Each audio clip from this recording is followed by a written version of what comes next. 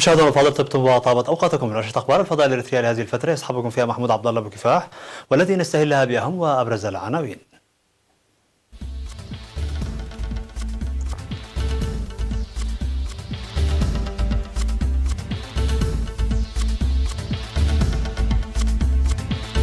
دعوة للدفع بالبرامج التنموية في اقليم القاش بركة.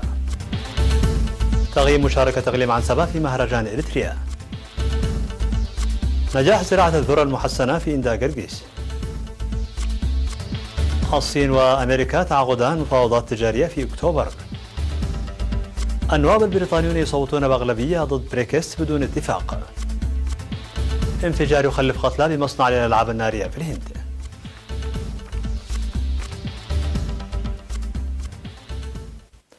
مرحبا بكم. من العناوين إلى التفاصيل. دعا حاكم اقليم القاش بركة السيد ابرهة قرزة للدفع بالتنسيق والتكامل للمضي قدما ببرامج التنمية في كافة المجالات والمناطق. واوضح في الاجتماع الذي عقده في 5 سبتمبر لمسؤولي مؤسسات الحكومة والجبهة واعضاء المجلس والاتحادات الوطنية العاملة بالاقليم بان الحكومة ظلت تقوم باستثمار كبير وضعا في الاعتبار للموارد الاجتماعية والاقتصادية والثقافية التي يفخر بها الاقليم، داعيا الى تعزيز مشاركة الشعب والعمال والطلاب لفعالية البرامج. وقال أن البرامج المنفذة تهدف إلى تحسين معيشة المواطنين، ويجب منح الاهتمام العالي لأنشطة التشجير وحماية التربة والمياه نظرا للمخاطر المناخية واتساع رقعة التصحر. وأشار إلى الجهود المبذولة لإيجاد حلول ملموسة للمشكلات بالتفاهم مع الجهات المختصة وتوسيع وتطوير الخدمات الاجتماعية، والسعي لإكمال المشاريع المنفذة والمتوقفة بربطها مع برامج التصدي والتنمية في الإقليم.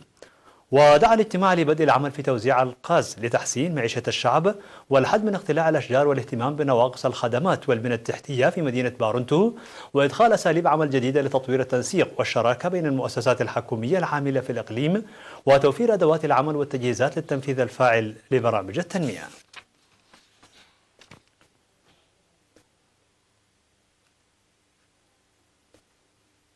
أوضحت إدارة إقليم عنسبة في الاجتماع الذي عقدته لتقييم مشاركتها في مهرجان إريتريا للعام 2019 العمل للنهوض بالبرامج الثقافية وتنشيط التراث الشعبي. وقدمت اللجان تقارير عن إيجابيات وسلبيات العروض المقدمة في المهرجان الذي نظم في الفترة من 16 وحتى 22 من أغسطس بحضور حاكم الإقليم السيد علي محمود ولجان التراث والقرى النموذجية والمعرض والتراث الشفاهي وغيرها. وأشارت اللجان في تقاريرها إلى أن قصر فترة الإعداد وتأخر الميزانية كان التحدي الأكبر للجان، داعية للقيام بالجهود والدراسات المستمرة لترسيخ قيم المجتمع في الأجيال. وقال المدير العام لقسم الثقافة والرياضة في إقليم عنسبة السيد سراج حجي أن جهدا كبيرا بذل لتحسين محتوى الإقليم في مهرجان هذا العام. ودعا لاجتماع المديريات للتعرف جيدا على إمكانياتها وقدراتها الكامنة وتحسين البيوت التقليدية للقوميات في أرض المعارض الإكسبو وصيانتها على أن تعكس محتويات الإقليم وأهداف البرنامج وموارد الإقليم وإعادة الآثار والممتلكات التي تم الحصول عليها من المواطنين إلى أصحابها بسرعة، ومنح فترة كافية للاستعدادات الخاصة بتجهيز المواد التراثية والتراث الشفاهي والإعداد المسبق للميزانية والتجهيزات. وأوضح حاكم إقليم عنسبة السيد علي محمود في ختام الاجتماع بأن نتائج المهرجان الوطني لا تقيم في عام واحد فقط، ويجب إجراء بحوث معمقة مستقبلا، مؤكدا اهتمام إدارة الإقليم بهذا البرنامج.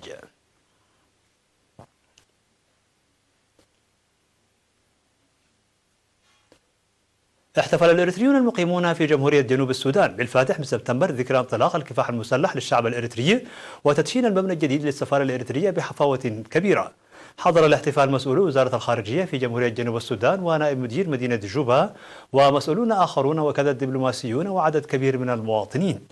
ودشن المبنى الجديد للسفارة الإريترية الذي تم صيانته ل7 أشهر سفير إريتريا في جنوب السودان السيد يوهانس تخل ميكائيل ونائب وزير خارجية جنوب السودان السيد دينغ داو دينغ ولفيف من المواطنين بالملابس الشعبية للقوميات الإريترية.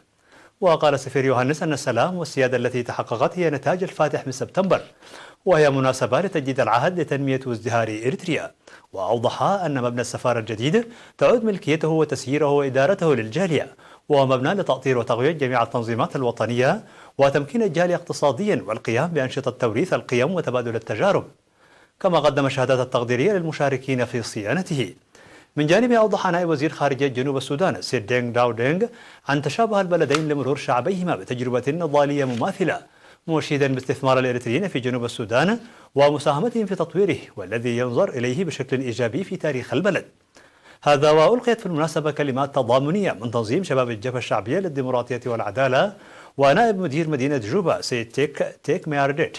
كما شهد الاحتفال المزدوج مناشط ثقافية وفنية.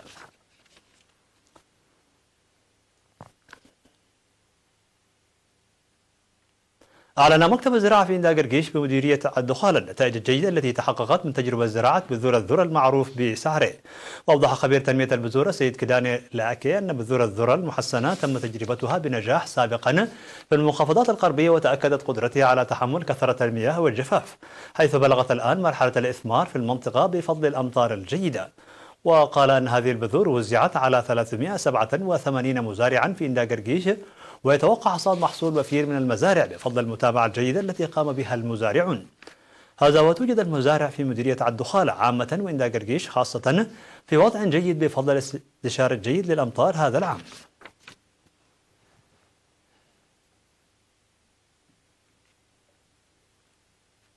أكدت إدارة التعليم في مديرية مصوعة النتائج المشجعة للطلاب في امتحانات الشهادة المتوسطة والثانوية.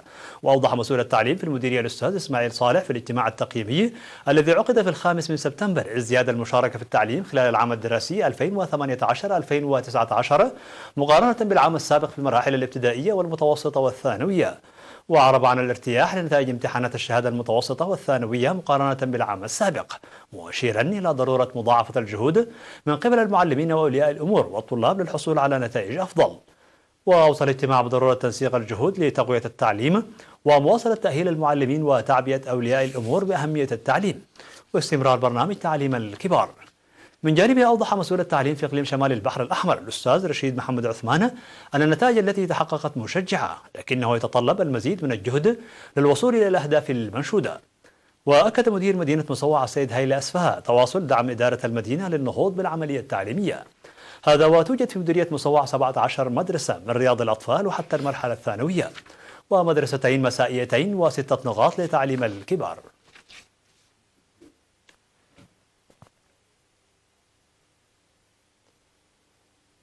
مشاهدينا الأفاضل، كانت هذه الأخبار الداخلية. فاصل قصير ونوافيكم بالأخبار العالمية، فابقوا معنا.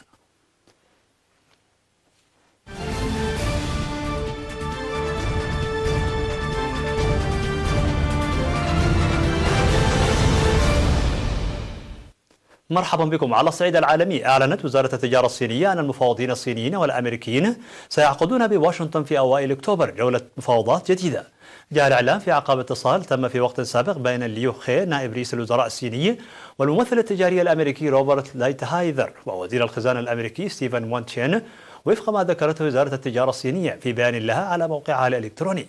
وشارك في تلك الاتصالات أيضا يي غانغ محافظ البنك المركزي الصيني. وذكرت الوزارة أن فرقا تجارية من البلدين ستعقد مشاورات في منتصف سبتمبر، مضيفة أن الجانبين اتفقا على اتخاذ إجراءات فعلية لخلق الأجواء المواتية. وهذه المفاوضات كانت مقررا أصلا عقدها هذا الشهر، لكنها تأجلت بعدما تبادل البلدان فرض رسوم جمركية جديدة في الأول من سبتمبر.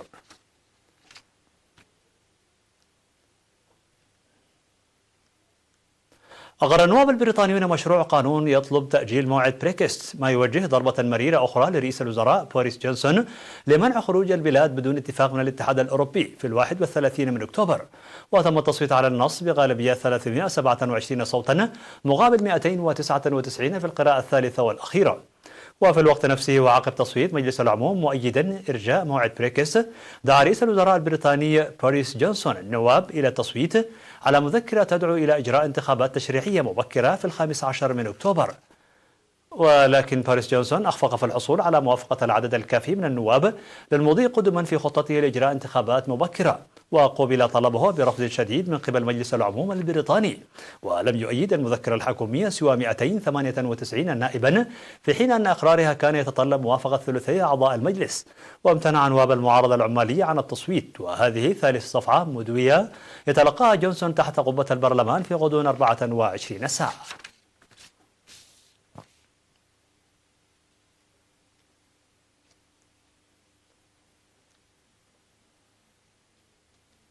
لقي 23 شخصا على الأقل حتفهم، وأصيب 15 آخرين بجروح إثر انفجار كبير في مصنع للألعاب النارية شمال الهند، في الوقت الذي لا زالت فيه فرق الإنقاذ تكافح اللهب بحثا عن ناجين.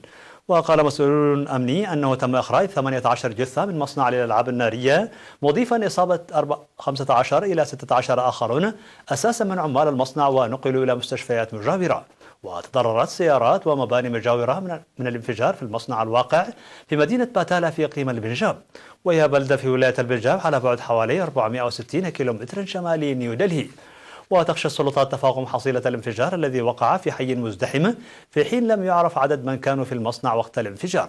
وتكثر الانفجارات في ورش غير قانونية لصنع الألعاب النارية في الهند، حيث لا تحترم الكثير من هذه المصانع القواعد الأساسية للسلامة وتعمل دون ترخيص.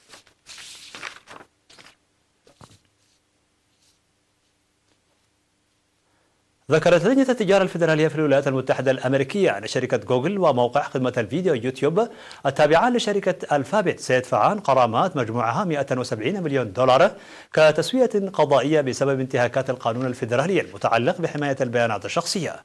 ووجه الاتهام إلى منصة يوتيوب بتتبع مشاهدي قنوات الأطفال مع أولياء الأمور أو الآباء والأمهات، وباستخدام ملفات تعريف الارتباط كوكيز دون موافقة الأهل لأهداف تسويقية. ذلك أن جميع ملفات الارتباط يساعد الشركات في تحديد نوعية الإعلانات التي قد يتأثر المستهلك بها، وهو من القصر في هذه الحال، وعلى ذلك تم وضع أسس الدعوى القضائية. وتعتبر التسوية مع لجنة التجارة الفيدرالية ومكتب المدعي العام في نيويورك الأكبر منذ أن دخل القانون الذي يحظر جمع المعلومات عن الأطفال دون سن 13 عاما حيز التنفيذ.